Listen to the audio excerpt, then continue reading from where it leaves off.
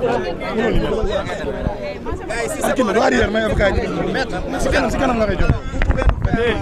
ngeen ñu may ñu taxaw jàlloo yéen ma ne bëgg nañu jàlloo yéen xanaa mën nañ dem non ngeen ñu may ñu jàlloo yéen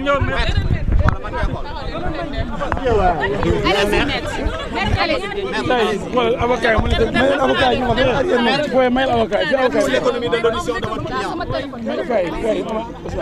bon, on va y aller. Oui. Voilà, ce qu'on peut retenir, c'est que notre client et ami Amadou Mansour Faye a été entendu. La commission d'instruction de la Haute Cour de justice lui a notifié les charges qui ont été retenues contre lui. Ces charges sont celles qui figurent dans la résolution de l'Assemblée nationale. Nous devons simplement préciser que, comme vous le savez tous et comme les Sénégalais le savent, l'Assemblée nationale est une assemblée d'hommes politiques. Ce sont des hommes politiques qui se sont réunis dans une instance qui est une instance politique et qui ont retenu un certain nombre de reproches. Et ces reproches, aujourd'hui, il est établi et tout le monde le sait. Les Sénégalais le savent, ces reproches ce sont des reproches politiques. Le principal reproche qui est fait à Mansour Faye, c'est d'avoir fait attribuer un marché dans le cadre de la Covid, un marché de riz, dans le cadre du programme de résilience économique et sociale, et on lui reproche d'avoir fait une surfacturation. Il est établi, et nous l'avons démontré, les avocats l'ont démontré à suffisance. Que Amadou Mansour Faye n'était pas membre de la commission d'attribution des marchés. Cette commission d'attribution des marchés, sa composition est décidée par un arrêté du ministre des Finances, dans le respect strict du Code des marchés. Et cette commission s'est réunie à appliquer des prix de l'époque, des prix qui ont été confirmés par le ministère du Commerce. 275 francs, je crois, le kilo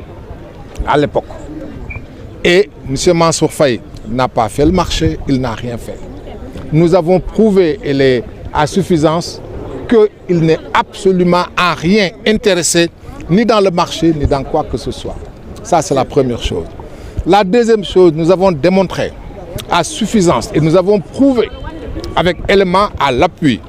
que c'était un appel d'offres. Un appel d'offres a été lancé, 30 sociétés ou personnes ont soumissionné, 30. Et chaque soumissionnaire a vu son dossier traité, étudié. Et le PV de la réunion a été publié. Et ce sont les mieux-disants, les 4 mieux-disants. Et en droit, on les appelle les moins-disants qui ont été choisis. Et ce n'est pas Mansour Faye qui les a choisis. Par conséquent, si aujourd'hui il est retenu pour ce délit, pour cette infraction, il ne fait absolument l'objet d'aucun doute que c'est une commande politique. Parce qu'il n'est en rien concerné et il l'a démontré. Il n'était pas obligé de faire des déclarations. Et il l'a fait, ces déclarations, pour apporter la preuve qu'il n'y est pour rien. Malgré tout ça, malgré le fait que nous avons déposé une requête aux fins de contestation sérieuse, et notre requête, nous vous la communiquerons. Pour une fois, nous avons décidé de communiquer à la presse les documents que nous avons déposés, pour que les journalistes que vous êtes, historiens du présent que vous êtes, que vous soyez au courant de ce que nous avons fait, que vous soyez informés avec précision de nos requêtes, que vous les lisiez, que vous compreniez et que vous passez l'information. Chacun naturellement avec sa ligne éditoriale, mais que l'information puisse être portée au public et vous vous rendrez compte que Mansour Faye n'a rien fait. Malgré tout ça, un certain nombre d'infractions ont été retenues. Il a été mis sous mandat de dépôt. Alors que, un, il y a des contestations, deux, il y a une offre de cautionnement. Rien de tout ça n'a été retenu. Et il s'y ajoute enfin que nous avons déposé également une requête en inconstitutionnalité de la loi. Nous avons la désagréable sensation qu'on ne nous a pas écoutés, que si on nous a écoutés, on nous a entendus. Si on nous a entendus, on ne nous a pas compris. Qu'est-ce qui a été proposé en guise de caution? Ce n'est pas le plus important. Ce n'est pas le plus important. Je vous ai dit qu'on a fait une offre de cautionnement. L'offre n'a pas été acceptée. Combien? Ce n'est pas important, je ne vous le dirai pas, ce n'est pas le plus important. La seule chose qui compte pour moi, je ne répondrai pas à cette question, je vous l'ai dit, n'insistez pas. Je vous ai dit que ce qui est important pour nous, nous avons fait une offre de cautionnement. Cette offre de cautionnement a été rejetée, premièrement. Sur quelle base? Deuxièmement, nous avons fait des contestations sérieuses. Les contestations sérieuses n'ont pas été acceptées. Troisièmement, nous avons déposé une requête en inconstitutionnalité de la loi. Cette exception a été rejetée. Et nous avons dit que pour vous mettre à l'aise, pour vous informer, nous avons décidé exceptionnellement. Nous n'avons pas besoin de fuite. C'est nous qui vous donnons les différents documents que nous avons déposés, notamment la requête en contestation sérieuse. Nous vous la donnons. Et nous demandons simplement que si nous avons vos mails et vos numéros WhatsApp, nous vous les donnerons. Que quelqu'un fasse le nécessaire, qu'il me les donne. À l'instant où je vous les donnerai. J'allais dire rapidement en wolof. waaw tey dafa am loo xam ne bi faaw ñu wax que nit ñi ba ñu xam ko tey Mansour Faye bi ngeen ko yëgee Assemblée nationale moo jóg wote ne dañu bëgg ñu atte ko xam ngeen loolu li gën a doy waar la ndax fii Sénégal li ci ëpp bokk képp ku ñuy atte procureur moo lay jël yónnee la waaye bii du procureur moo ko yónnee Assemblée nationale moo ko jël Assemblée nationale nag ak lu ñu koy mënti respecté ak lu mënti doon Assemblée nationale la boo xam ay politiciens ñoo fa nekk ñu ñëw ne Mansour Faye ca affaire Covid yi marché yoon ba nga xam ne bi réew mi tar na métti gouvernement bi décidé ne dañuy dimbale askan wi jënd diw jënd suukar jënd ceeb jël askan wi lu toll ni 1 million de kër gu ci nekk mu am duñ la dimbale loolu lañ ne ba mu koy def njëg ja mu joxe du njëg bu jaadu may wax sénégalais yi ñu ngi may déglu kenn ku ci nekk ci ñun di nga jënd ceeb la nga xam ne bi keroog moom la ñu jël muy 2020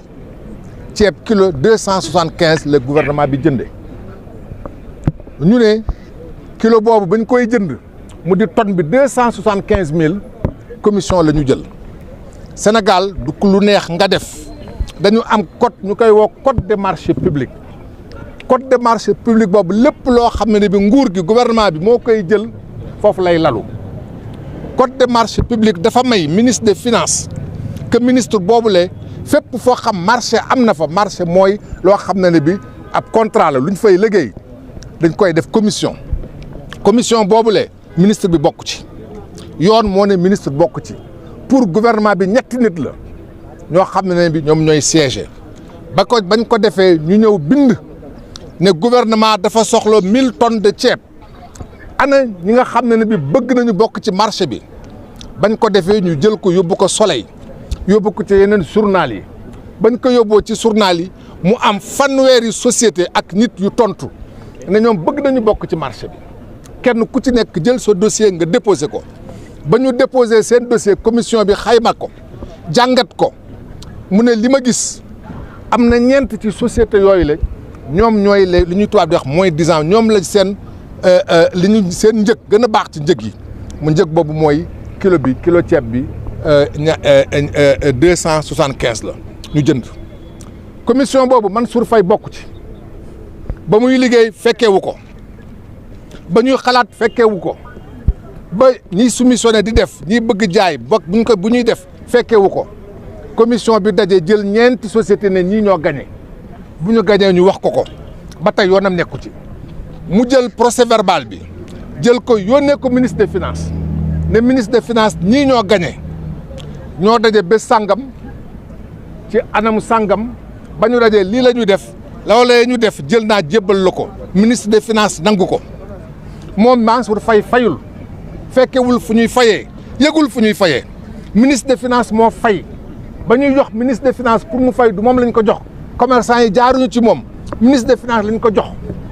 kenn ku ci nekk ci commerçant yi nga déposé pour ñu fay la kayit gi nga déposé woo ko directement armée nationale moo fa nekkoon armée jël gendarmerie vérifié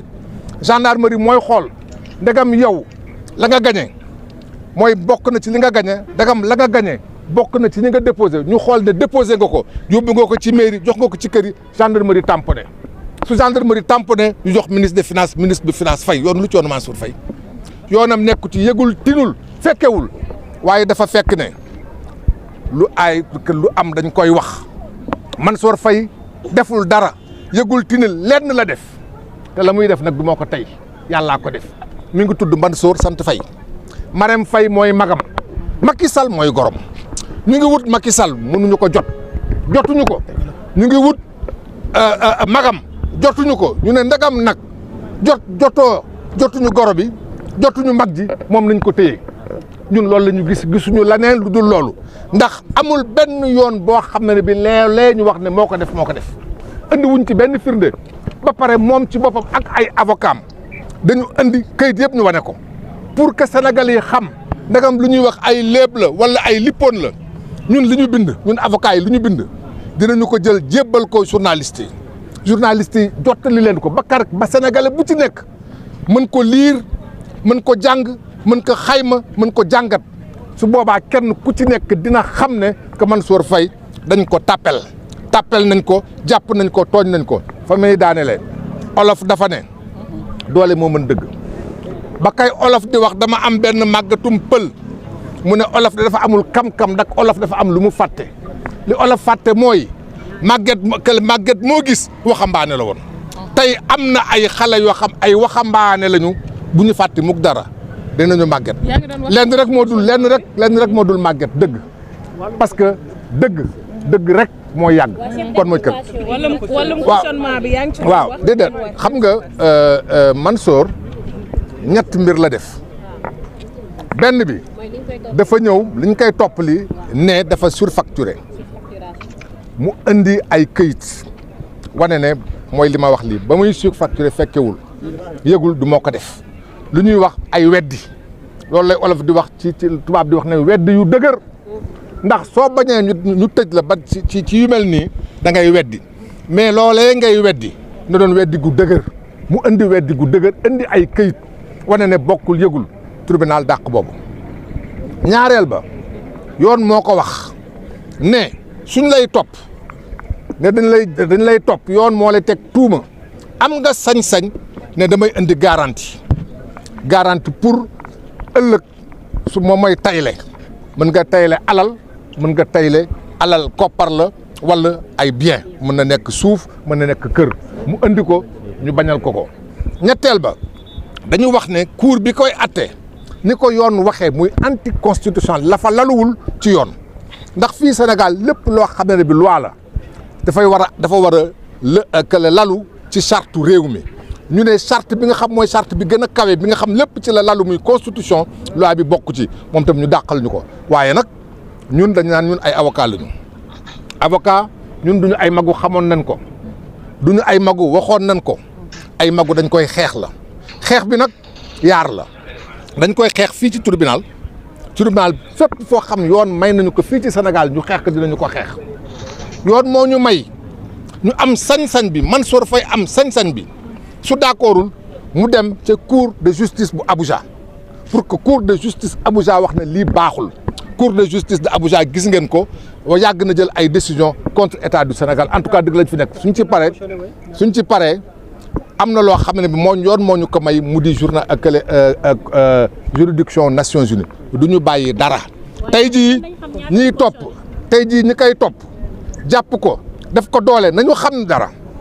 que ay avocat Mansour Faye ñoom lu mu leen jaral ñun def ñu ko jaral waaye ñun nag lim ñu ko jaral ci yoon la du ñu def dara lu dul ci yoon fépp foo xam ne fi dinañu ko xeex lépp loo xam dinañu ko xeex dina ci ànd ak fulla dina ci ànd ak xarañ dina ci ànd ak fit ak jom dinañu ko def. lan moo tax sàkku woo leen ñu placé ko sous contrôle judiciaire parce que mandat de dépôt ci option lépp lu ñu yoon may def nañ ko may nangalu ñu dara merci. merci.